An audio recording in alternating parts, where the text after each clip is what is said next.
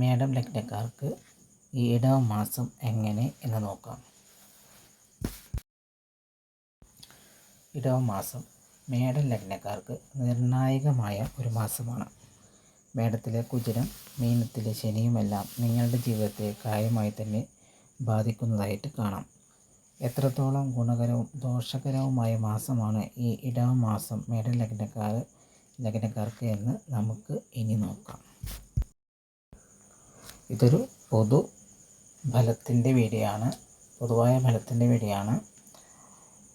വിശദമായ ഒരു പരിശോധനയ്ക്ക് നിങ്ങളുടെ ജാതകം കൂടി ഒത്തുവെച്ച് നോക്കുന്നത് അനിവാര്യമായ കാര്യം തന്നെയാണ്.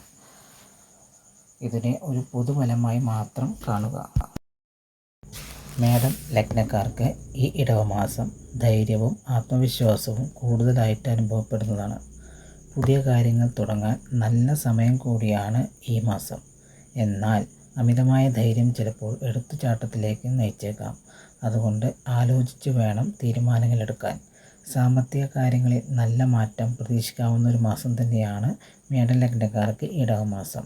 ബിസിനസ് തീരുമാനങ്ങൾ എടുക്കാനും പുതിയ ആശയങ്ങൾ പങ്കുവെക്കുന്നതിനും വളരെ നല്ല സമയമാണിത്.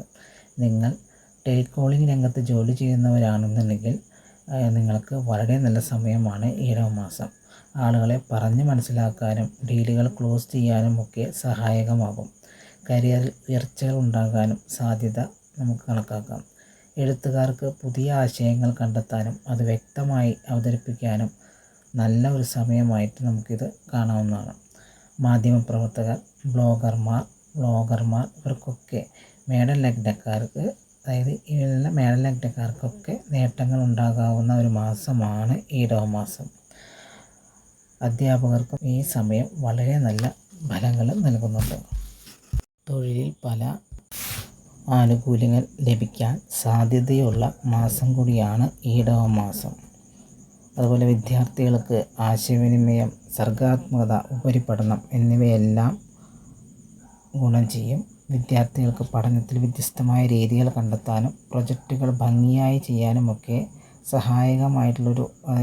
സഹായമായിട്ട് കണക്കാവുന്നൊരു മാസമാണ് ഈ ഇടവമാസം. അതായത് മേടം ലഗ്നക്കാരായ വിദ്യാർത്ഥികൾക്ക് എഴുതുക, വരയ്ക്കുക, പുതിയ കാര്യങ്ങൾ നിർമ്മിക്കുക, കലാപരമായ കഴിവുകൾ വളർത്താനും എല്ലാം ഏറ്റവും അനുയോജ്യമായ സമയമാണ് ഇടവമാസം. മെയ് 30 അതായത് ഇടവം 16 ശേഷം കുറച്ചും കൂടി കൂടുതൽ പഠന മേഖലയിൽ ശോഭിക്കാൻ വിദ്യാർത്ഥികൾക്ക് ഈ സമയത്താവുന്നതാണ്. മത്സര പരീക്ഷകൾ വിജയിക്കാനും ഇവർക്ക് ഈ സമയം കൊണ്ട്, അതായത് ഇടവം 16 ശേഷം അനുകൂലമായിരിക്കും.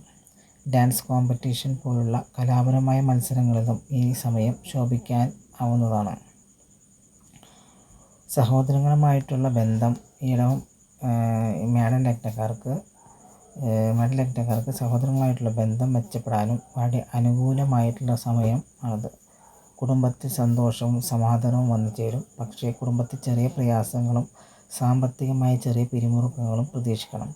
ശരിയായ തീരുമാനങ്ങളാൽ ഒരു പരിധിവരെ ഇത്തരം ചെറിയ പ്രശ്നങ്ങൾ പരിഹരിക്കാവുന്നതാണ്.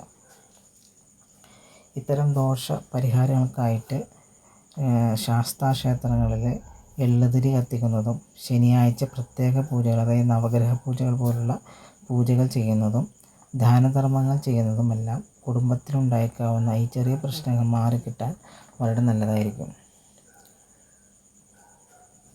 ജൂൺ 2 വരെ വീടിന് ചില അറ്റകുറ്റപ്പണികൾ നിങ്ങൾക്ക് വന്നേക്കാം. അമ്മയുടെ ആരോഗ്യ കാര്യങ്ങളിൽ ശ്രദ്ധിക്കേണ്ടതുണ്ട്.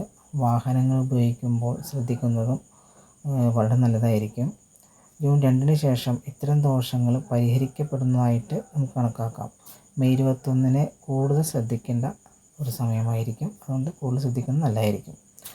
ഇടവമാസത്തിൽ മേടം ലഗ്നക്കാർക്ക് ആത്മീയ താല്പര്യം കൂടാൻ സാധ്യത നമ്മൾ കാണുന്നുണ്ട്. രോഗങ്ങളെ ചെറുക്കാനും കടങ്ങൾ വീട്ടാനും നല്ല സമയമാണ് മേടം ലഗ്നക്കാർക്ക് ഇടവമാസം.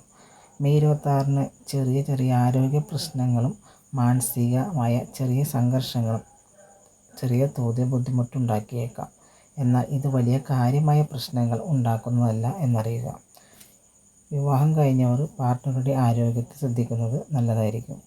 പൊതുവെ ഭാഗ്യം കാണുന്നുണ്ടെങ്കിലും ഭാഗ്യത്തിൻ്റെ ഫലം ലഭിക്കാൻ നിങ്ങൾക്ക് കുറച്ച് തടസ്സങ്ങളുള്ളതിനാൽ നല്ല ഫലങ്ങൾ ലഭിക്കാൻ കുറച്ച് കാലതാമസം അനുഭവപ്പെട്ടേക്കാം.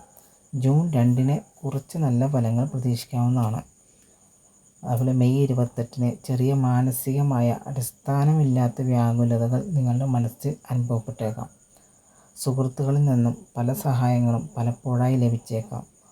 വർഷങ്ങളായുള്ള ആഗ്രഹങ്ങൾ എന്തെങ്കിലും നിങ്ങളുടെ മനസ്സിലുണ്ടെങ്കിൽ ഒരു പരിധിവരെ അത് സഫലമായേക്കാം.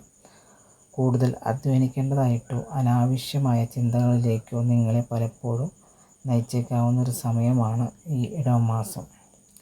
കാലുകൾക്കോ, അതായത് കാൽമുട്ട് വേദന, കാൽപാദങ്ങളിലെ വേദന, ഞരമ്പ് വീക്കം പോലുള്ള അസുഖങ്ങൾ അനുഭവത്തിൽ വരാവുന്ന ഒരു മാസം കൂടിയാണ് ഈ ഇടവമാസം മേടലഗ്നക്കാർക്ക്.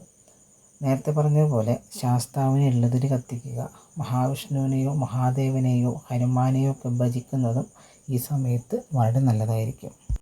ജൂൺ 8-ന് ശേഷം പുതിയ വീട്, വാഹനം എന്നിവ വാങ്ങാനൊക്കെ നല്ലൊരു സമയമാണ്.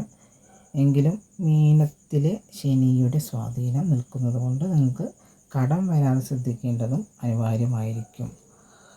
അപ്പോൾ ഇതൊക്കെ ഇടവമാസത്തിൽ മേടലഗ്നക്കാർക്കുണ്ടായേക്കാവുന്ന ഫലങ്ങളാണ്.